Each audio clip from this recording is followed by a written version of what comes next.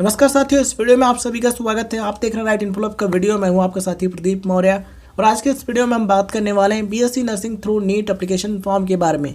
बात करेंगे 2023 यानी कि 2023 में नीट का फॉर्म कब से आएगा, कब से बीएससी नर्सिंग एडमिशन का प्रोसेस स्टार्ट हो जाएगा एंड बीएससी नर्सिंग के लिए आपको कहाँ पर अप्लाई करना होगा, फॉर्म भरने की फीस कितनी होती है, कौन भर सकता है फॉर्म, कितने परसेंटेज होने ज़रूरी हैं, नीट के एग्जाम में कौन कौन से सब्जेक्ट से क्वेश्चन पूछे जाते हैं, कितने क्वेश्चन होते हैं, कंप्लीट इन्फॉर्मेशन आपको मिलेगी। बस आप वीडियो के अंत तक बने रहिए, वीडियो को ध्यान से देखते रहिए।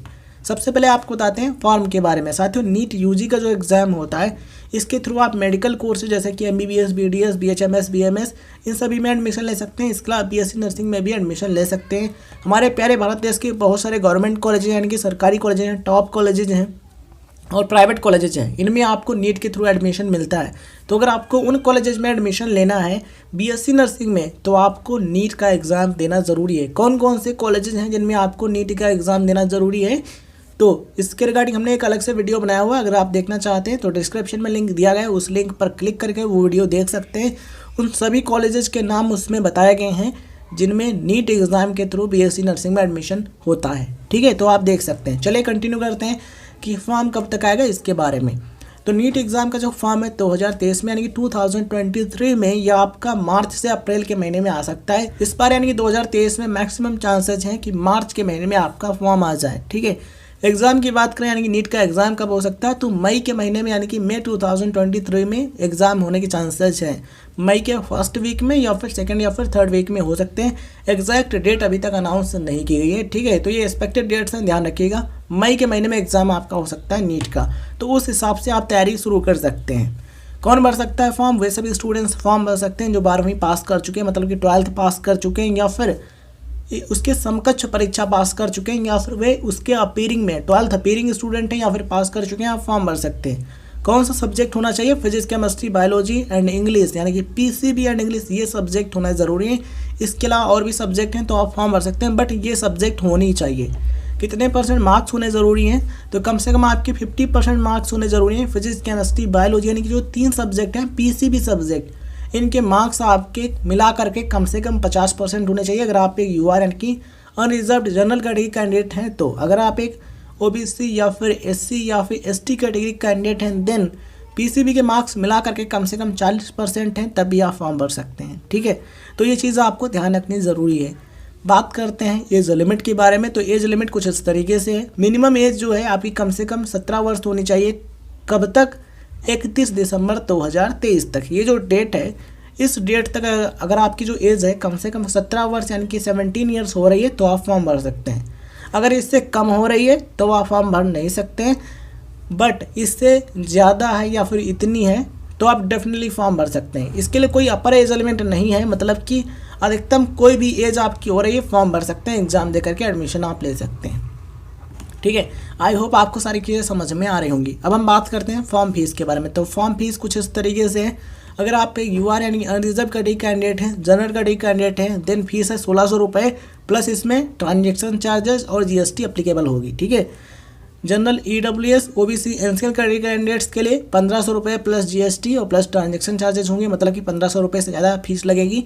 एंड अगर आप एक एससी या फिर एसटी या फिर पीडब्ल्यूबी या फिर थर्ड जेंडर कैटेगरी कैंडिडेट हैं देन 900 रुपये फीस है plus transaction charges plus GST. ठीक है, तो ये फीस होती है एक ही। अब हम बात करते हैं एग्ज़ाम के बारे में। मोड क्या होता है एग्ज़ाम का, मतलब कि किस प्रकार से एग्ज़ाम कराया जाता है। तो ये जो आपका एग्ज़ाम है ऑफलाइन होता है, pen and paper based exam होता है। देखिए यहाँ पर आपको ओएमआर सीट मिलती है ना, उस पर बॉल पॉइंट पेन जो होता है उससे जो सही आंसर होता है उसको फिल करना होता है। ठीक है, तो ओएमआर सीट पर आपको एग्ज़ाम देना होता है। क्वेश्चन पेपर मिलता है, ओएमआर सीट मिलती है। ठीक है, आंसर सीट, उस पर आपको सही आंसर देना होता है। ठीक है, तो ऑफलाइन मोड में एग्ज़ाम कराया जाता है। ड्यूरेशन क्या होती है, मतलब कि एग्ज़ाम कितने समय तक चलता है, तो आपको पेपर हल करने के लिए 3 घंटे 20 मिनट का समय दिया जाता है, मतलब कि 3 आवर्स एंड 20 मिनट्स का समय मिलता है आपको नीट एग्ज़ाम के लिए।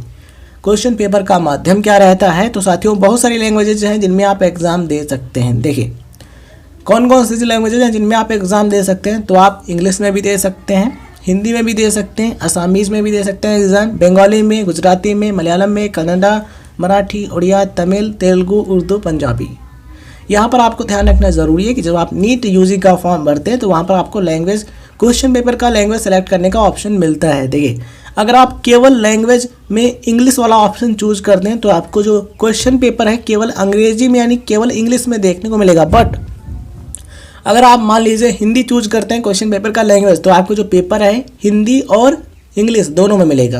अगर आप असमीज चूज करते हैं तो आपको जो पेपर है असमीज और इंग्लिश दोनों में मिलेगा। मतलब कि अगर आप इंग्लिश के अलावा कोई भी अदर लैंग्वेज यहाँ पर जो होती है ना उसको चूज करते हैं तो आपको उस लैंग्वेज में क्वेश्चन पेपर देखने को मिलेगा, इसके अलावा इंग्लिश में भी देखने को मिलेगा। ठीक है, तो आप चाहें तो उसमें हल कर सकते हैं या फिर इंग्लिश में हल कर सकते हैं, तो ऑप्शन आपके पास रहते हैं। बहुत से स्टूडेंट्स ये क्वेश्चन करते हैं कि सर हिंदी में एग्जाम दे सकते हैं या फिर नहीं, तो डेफिनेटली आप हिंदी में भी एग्जाम दे सकते हैं एंड जो अदर लैंग्वेजेज हैं उनमें भी आप एग्जाम दे सकते हैं। ध्यान रखना है किसी भी एक लैंग्वेज में आपको पेपर हल करना है, चाहे इंग्लिश में या फिर हिंदी में या फिर असमीज में या फिर तमिल में या फिर किसी अदर लैंग्वेज में जो कि यहाँ पर मेंशन की गई हैं।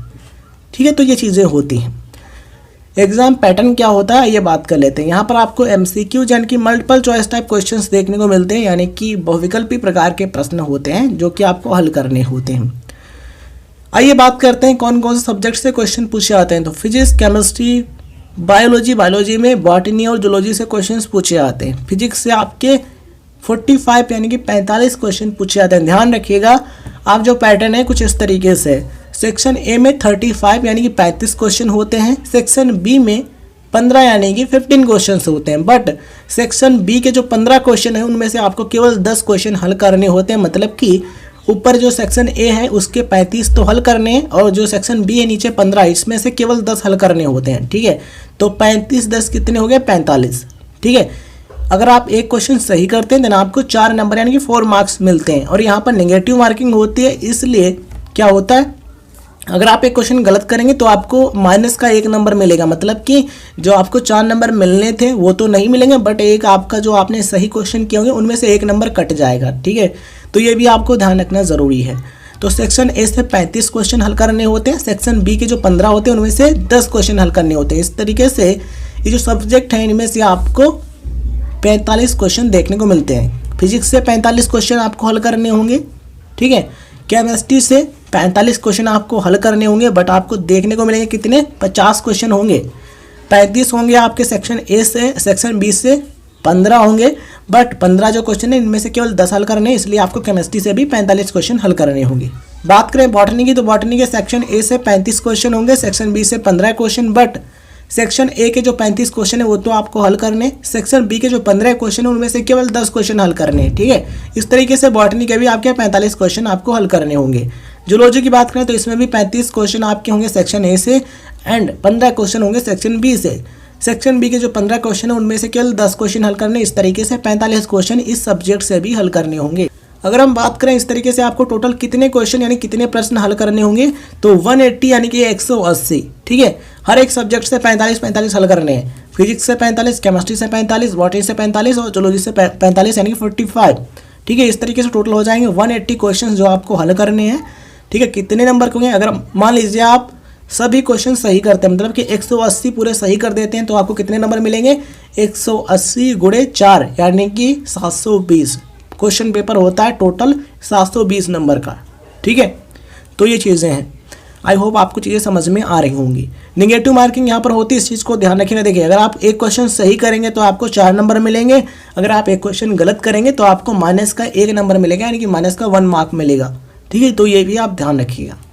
उम्मीद करते हैं हर एक चीज़ आपको बेहतरीन तरीके से समझ में आ रही होगी। वीडियो जानकारी आपको पसंद आई हो तो इस वीडियो को लाइक कीजिए एंड चैनल पर नए हैं तो सब्सक्राइब करने के बाद नोटिफिकेशन बेल जरूर दबाइए, जिससे आपको ऐसे इंपॉर्टेंट वीडियोज़ का नोटिफिकेशन मिलता रहे। इसके अलावा आप राइट अपडेट चैनल को जरूर सब्सक्राइब कीजिए, क्योंकि उस चैनल पर आपको BSc नर्सिंग नीट के रिगार्डिंग जो इंपॉर्टेंट अपडेट हैं वो मिलते रहते हैं, इसलिए राइट अपडेट को भी सब्सक्राइब कर लीजिए। डिस्क्रिप्शन में आपको लिंक मिल जाएगा या फिर आप यूट्यूब पर सर्च कीजिएगा, राइट अपडेट चैनल आ जाएगा। ठीक है, उसको आप सब्सक्राइब करके रखिएगा, जो अपडेट रहेंगे वहाँ पर आपको मिलते रहेंगे। टेलीग्राम भी आप ज्वाइन कर सकते हैं, डिस्क्रिप्शन में आपको टेलीग्राम चैनल के लिंक मिल जाएंगे। धन्यवाद साथियों, जय हिंद जय भारत। मिलते हैं किसी नए वीडियो में।